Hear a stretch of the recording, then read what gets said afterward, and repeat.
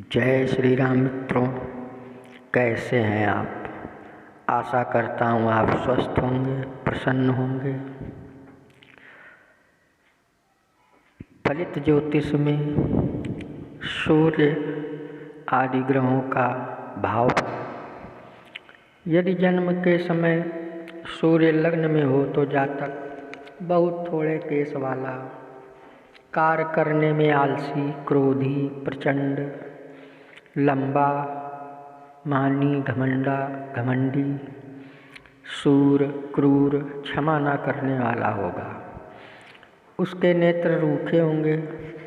यदि जन्म लग्न कर्क हो और उसमें सूर्य हो तो मनुष्य स्फोटाक्ष होता है। यदि मेष में स्थित सूर्य लग्न में हो तो भी उसे नेत्र रोग होता है। यदि सिंह राशि का सूर्य लग्न में हो तो उसे रात्रि में नहीं दिखता। यदि तुला राशि का सूर्य लग्न में हो तो बहुत अनिष्ट फल होते हैं। मनुष्य दरिद्री रहता है और उसके पुत्र नष्ट हो जाते हैं। यदि सूर्य द्वितीय में हो तो मनुष्य विद्या, विनय और धन से हीन होता है।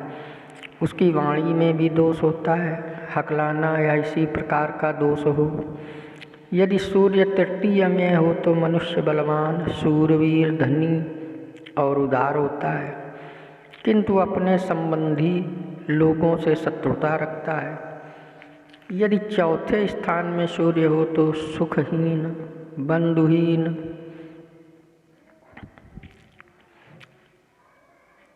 मित्रहीन और भूमिहीन हो, मकानहीन भी हो। चतुर्थ इन सब बातों का विचार किया जाता है और क्रूर गृह के बैठने का यह फल है। ऐसा व्यक्ति अपने पिता से पाई हुई जायदाद या संपत्ति को व्यय कर देता है और राजा सरकार की सेवा करता है। अगर सूर्य पंचम में हो तो सुखहीन, धनहीन, आयुहीन और सुतहीन हो। यह हमारा बहुत बार का देखा हुआ अनुभव है कि पंचम भाव का सूर्य ज्येष्ठ पुत्र का नाश करता है, किंतु जातक बुद्धिमान होता है और जंगल में घूमने का शौकीन होता है। यदि षष्ठ स्थान में सूर्य हो तो मनुष्य राजा के समान श्रेष्ठ, वैभव वाला, प्रसिद्ध, धनी, विजयी और गुणवान होता है। यदि सूर्य सप्तम में हो तो कुतन, खराब शरीर वाला, शरीर में कोई विकार हो, ऐसा व्यक्ति राज विरुद्ध कार्य करता है, अर्थात सरकार का विरोध करता है। ऐसा मनुष्य व्यर्थ घूमता है और अपमान को प्राप्त होता है। सप्तम में सूर्य स्त्री सुख को भी नष्ट करता है। यदि अष्टम में सूर्य हो तो धन नष्ट हो, आयु नष्ट हो, अल्पायु हो, उसके मित्र नष्ट हो, मित्र ना रहें और विगत दृष्टि हो, अर्थात नेत्रों की ज्योति मंद पड़ जाए। हमने सैकड़ों कुंडलियों में देखा अष्टम का सूर्य दक्षिण नेत्र को बहुत बिगाड़ता है। यदि सूर्य नवम भाव में हो तो पिता से हीन हो, अर्थात कम उम्र में पिता का सुख न रहे। दक्षिण भारत में नवम भाव से पिता का विचार किया जाता है। इस कारण सूर्य का नवम भाव स्थित होने का पितृ कष्ट फल लिखा है।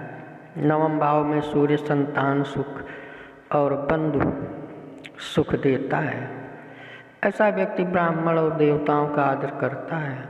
यदि दशम में सूर्य हो तो जातक को संतान सुख, सवारियों का सुख हो। ऐसा व्यक्ति बुद्धिमान, लक्ष्मीवान, बलवान और यशस्वी होता है। लोग उसकी प्रशंसा करते हैं और वह राजा के समान वैभवशाली होता है। यदि 11वें भाव में सूर्य हो तो मनुष्य धनी और दीर्घायु होता है। ऐसे व्यक्ति को शोक नहीं होता, वह सुखी रहता है और बहुत से आदमियों के ऊपर हुकूमत करता है। यदि 12वें घर में सूर्य हो तो अपने पिता से शत्रुता करे। ऐसा जातक रोग से युक्त होता है। हमारे विचार से बाएं नेत्र में विशेष कमजोरी होनी चाहिए। ऐसा जातक धनहीन, पुत्रहीन भी होता है। यथा फलित ज्योतिष में सूर्य के 12 भावों की विस्तृत जानकारी। अगर आप हमारे चैनल में नए आए हो तो सब्सक्राइब करें, लाइक करें, शेयर करें। जय श्री राम।